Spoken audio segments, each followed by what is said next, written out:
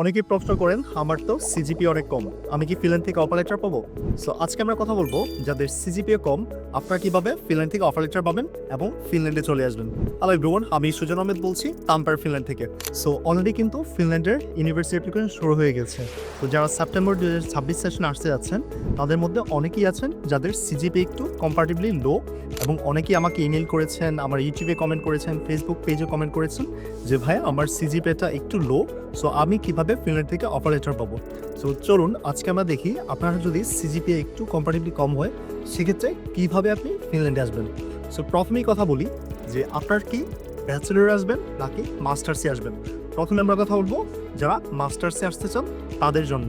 যারা already plan করেছেন যে আমি 2026 সেপ্টেম্বর সেশনে ফিনল্যান্ডে মাস্টার্স করতে যাব, সো আপনাদের সিজিপিএ আসলে কতটুকু কম এটার উপর ডিপেন্ড করে। অনেকে আছে যে আমার সিজিপিএ 3.2 3.3, তারাও এটাকে কম মনে করে, বাট আসলে যদি আমরা অ্যাটলিস্ট অ্যাবোভ 2.5 পেয়ে থাকি সেক্ষেত্রে কিন্তু আপনি ফিনল্যান্ডে অ্যাপ্লাই করার জন্য এলিজিবল হবেন। সো সেক্ষেত্রে ডিপেন্ড করে আপনি অফার লেটার কোন ইউনিভার্সিটি পাচ্ছেন। যত ভালো ইউনিভার্সিটিতে যাবেন আপনি তত কম্পিটিশন কিন্তু বেশি হবে। সো আপনি যদি মাস্টার্সে আসতে চান এবং আপনার সিজিপিএ যদি অ্যারাউন্ড 3 হয়, ফর এক্সাম্পল আপনার সিজিপিএ 2.8, 2.9 or 2.7 অ্যারাউন্ড, সেক্ষেত্রেও কিন্তু আপনি সিজিপিএ এইটা দিয়েই ফিনল্যান্ড থেকে অফার লেটার পেয়ে যেতে পারবেন। আমি অলরেডি অনেকগুলো ক্লায়েন্টসের কাজ করেছি যাদের সিজিপিএ অ্যারাউন্ড ছিল 2.7, 2.75, 2.8, তারাও কিন্তু অফার লেটার পেয়েছে এবং ফিনল্যান্ডের ভিসার জন্য অ্যাপ্লাই করেছে অথবা ফিনল্যান্ডে চলে এসেছে। সো আপনারা যারা একটু সিজিপিএ ফর এক্সাম্পল 2.8, 2.75, আপনারা যেটা প্রায়োরিটি দিতে পারেন, আপনারা অ্যাপ্লাইড সায়েন্স ইউনিভার্সিটিগুলো কিন্তু ফোকাস করতে পারেন। সো আমরা যদি রিসার্চ ইউনিভার্সিটিগুলো দেখি, রিসার্চ ইউনিভার্সিটিগুলো কিন্তু ইউজুয়ালি ইংলিশ রিকোয়ারমেন্ট স্কিল অথবা সিজিপিএ দুইটাই কিন্তু একটু মোর প্রায়োরিটি দিয়ে থাকে। সেক্ষেত্রে আপনার যদি জব এক্সপিরিয়েন্স থেকে থাকে সেক্ষেত্রে সিজিপিএ যদি একটু কমও হয় আপনি অ্যাপ্লাইড সায়েন্স ইউনিভার্সিটিগুলোতে মাস্টার্স প্রোগ্রামের জন্য অ্যাপ্লাই করতে পারেন। কারণ আপনার যখন জব এক্সপিরিয়েন্স থাকবে তখন কিন্তু আপনি অ্যাপ্লাইড সায়েন্স ইউনিভার্সিটিতে অ্যাপ্লাই করার জন্য এলিজিবিলিটি অর্জন করে ফেলবেন, at least minimum 2 years job experience. So usually আমরা দেখি বিভিন্ন ধরনের masters program, for example business ফিল্ডের কথা যদি বলি, যে বিজনেস ফিল্ডগুলো আছে আপনার যদি বিজনেসের রিলেভেন্ট 2 বছর জব এক্সপিরিয়েন্স থাকে এবং সিজিপিএ অ্যারাউন্ড 2.7, 2.8 থাকে, সেক্ষেত্রে ছোটো শহরগুলোর কথা যদি বলি, স্পেশালি বড় শহর যেগুলো আছে যেমন হেলসিঙ্কি, তাম্পারে, তুর্কু, বড় শহরগুলোতে কম্পিটিশন একটু বেশি হয়।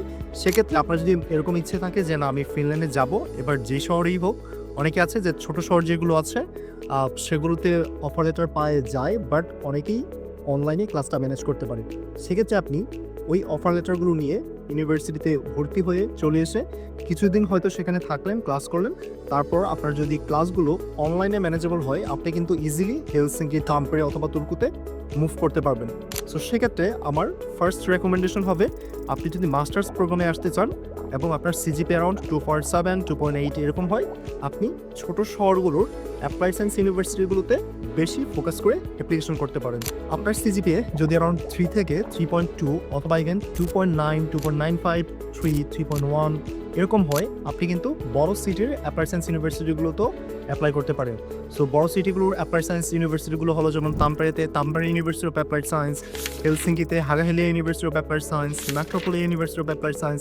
এই ইউনিভার্সিটিগুলো কিন্তু আপনার এইরকম লেভেলের যদি সিজিপিএ থাকে এবং আপনার 2 বছর জব এক্সপিরিয়েন্স থাকে, আপনি ইউনিভার্সিটিগুলো থেকে অফার লেটার পেয়ে যেতে পারেন। আরেকটা অপশন হলো, এটা খুবই ট্রিকি, অনেকেই আপনারা মনে করেন যে আমি মাস্টার্সেই যাব, আমি তো অলরেডি ব্যাচেলর মাস্টার্স বাংলাদেশে কমপ্লিট করেছি, but for your information Bangladesh থেকে কিন্তু প্রচুর স্টুডেন্ট প্রতি বছর ব্যাচেলর করতে ফিনল্যান্ডে আসে যাদের বাংলাদেশ অলরেডি ব্যাচেলর মাস্টার্স দুইটাই কমপ্লিট হয়ে গেছে।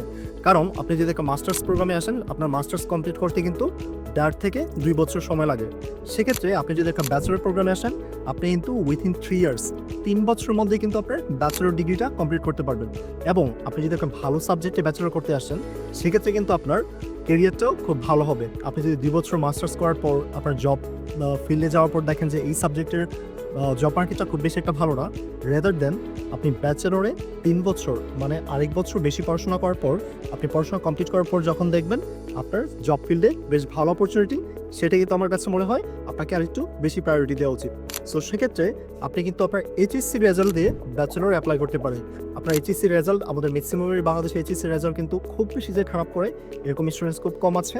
সো আপনার যদি ব্যাচেলরে রেজাল্ট খারাপ হয়, আপনি আপনার এইচএসসির যে রেজাল্টটা সেই রেজাল্ট দিয়ে কিন্তু আপনি আবার ব্যাচেলর করতে আসতে পারেন। সো ব্যাচেলর করাটা আমার মনে হয় এটা খুবই ওয়াইজ ডিসিশন।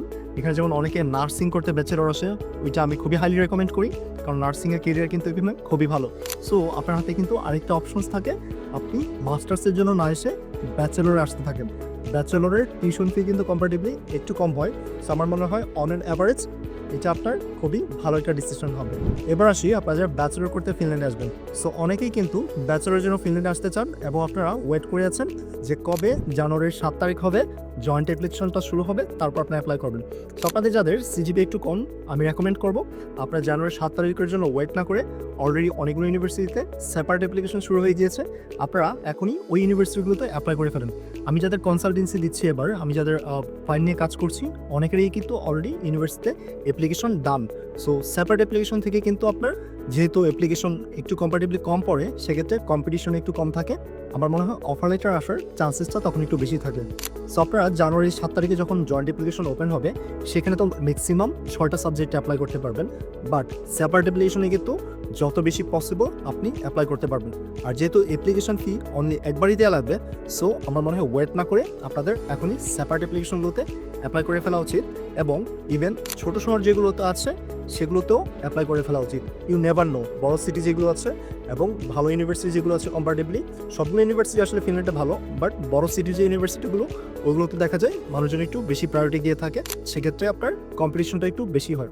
সো আমার মনে হয় ওই ছোটো সিটি যেগুলো আছে, ওইগুলোর ইউনিভার্সিটি যেগুলো আছে সেগুলোতে আপনাদের অ্যাপ্লাই করা উচিত, এবং যখন অফার লেটার থাকবে অনেকগুলো, তখন you can take the decision যে আমি এখন কোন ইউনিভার্সিটিতে যাব এবং কোন সিটিতে যাব।